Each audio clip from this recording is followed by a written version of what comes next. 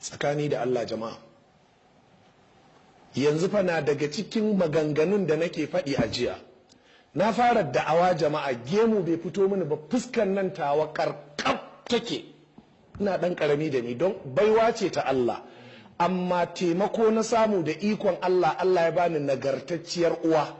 Tun ina ɗan ƙarami take ce mini malam, ita take dafan tawada da zige ta siyo min rubuta, tun ban san me nake rubuta ba, tana cewa in Allah ya so malami zai zama.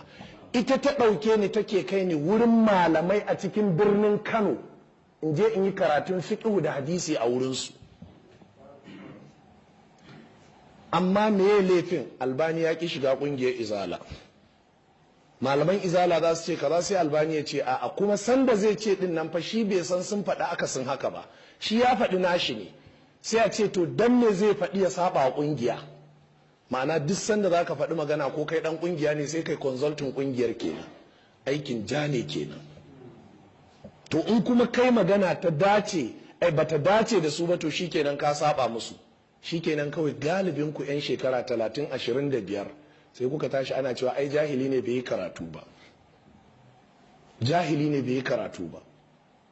Tsakaninka da Allah, a Najeriya mutumin da ya karatu daga ƙawa'idi a gaban malami, daga ƙawa'idi har zuwa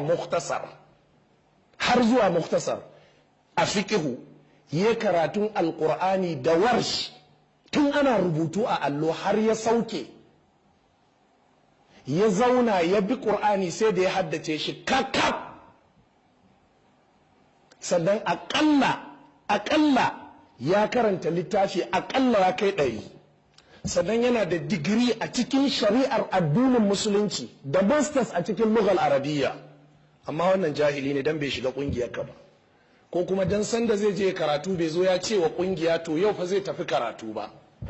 Sanda nake tafiya karatu na duk Zariya in ba uwata ba, sai abokina kwaya ɗaya nake zuwa karatu na, har na gama karatu na jami'ar Bayero dai na yi, ba ruwana da kai, ni ba ɗan siyasa ba ne, ba sai na zo na ce ai mu muna karatun kaza, ai mu muna abin da ne believe da shi shine me, wanda duk bai karatu ba komai tsiya bai isa yi ba.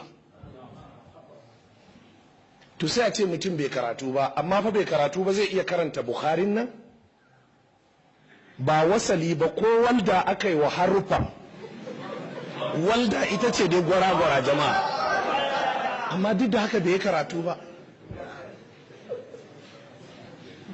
Tsakani da Allah jama'a, yau shekara ta 28 da samun diploma daga nan bangaren shari'a na Kongo a ABU.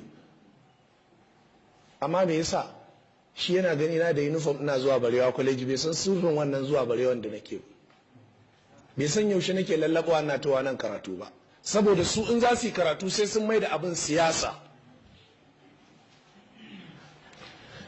Mako biyu yau da ta wuce nake faɗa wa wani a Makka, na ce saboda irin wannan bakar hassadar ta musulmin arewa, yanzu na kai wani matsayi a ilimin bature na zamani, da yahudawan da kafiran da arnan ƙasan nan su sun san haka. Na ce amma musulmin arewa suna nan suna hassada. Na ce arna ke cin albarka da moriyar karatun da ni, sai ga arni ya to tun daga wani gari ya zo ne a koya mai wani package, saboda an ce kai ka iya, zo ya ladabi. A lokacin da kake cewa musulmi ku to ana cewa ƙaryar banza, a yaushe aka yi karatun muna nan din. Wannan wallahi wannan abin asara ce gare mu, asara ce gare mu jama'a,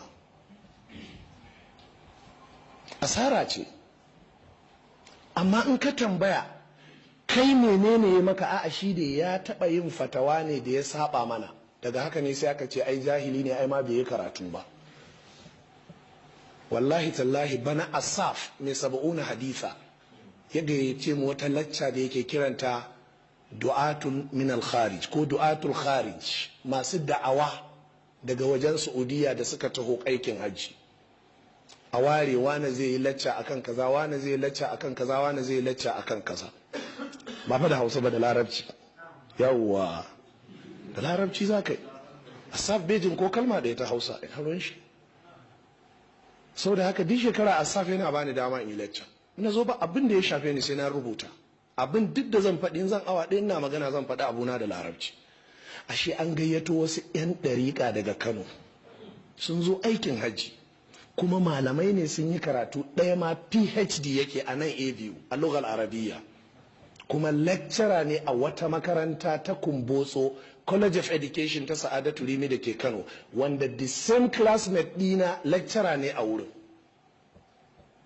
Shi sun zo nan sun gwamutsu da 'yan ɗariƙa, su ma irin da ya fata wacce a ce jahili ne kawai, wani yaro ne bai yi karatu ba kawai, abinda su ba suka gamsu kenan. Ya ce ina wannan lacca sai na surantawa, is it the same Albani da mutanenmu na ɗariƙar Zaria suke cewa bai yi karatu ba kuma yaro ne, ko kuwa wani ne? Da gama lacca ya zo ya same ni, muka yi ta magana muka daɗe muna magana da larabci, sai ya juya da Hausa ya ce wallahi malam mutanenmu, ya ce ni ɗan ɗariƙa ne kuma a Kano nake, ya ce mutanenmu wallahi tallahi na ɗariƙa a Zaria sun cuce mu, kullum za su ba mu labarin kana sukar ɗariƙa kuma kai jahili ne ba kai karatu ba kaza kaza. Ya ce to ni na yi mamaki mutumin da zai tsaya a gaban larabawa yana larabci minti 40 awa ɗaya da rabi, shi ba larabe ba, to ya aka bai yi karatu ba ya iya wannan? A ina aka yi wannan su dabaru? Shine sai na ce mishi kuma ma na zo aikin hajji da babana, zan kai ka gan shi, ba malami bane balle ka ce shi ya shigar da ni daka ko na gada ko na sha a mama. To wato duk abin da ya kai mu yau na tirsasu har na faɗi wannan maganar, ni ba zafi abin yake min ba, inna ma mamakin wannan irin bakar hassada da ta same mu a Najeriya muke yi. Wani ya same ni ya ce yanzu malam kana malamin ahlus sunna kake yaban malam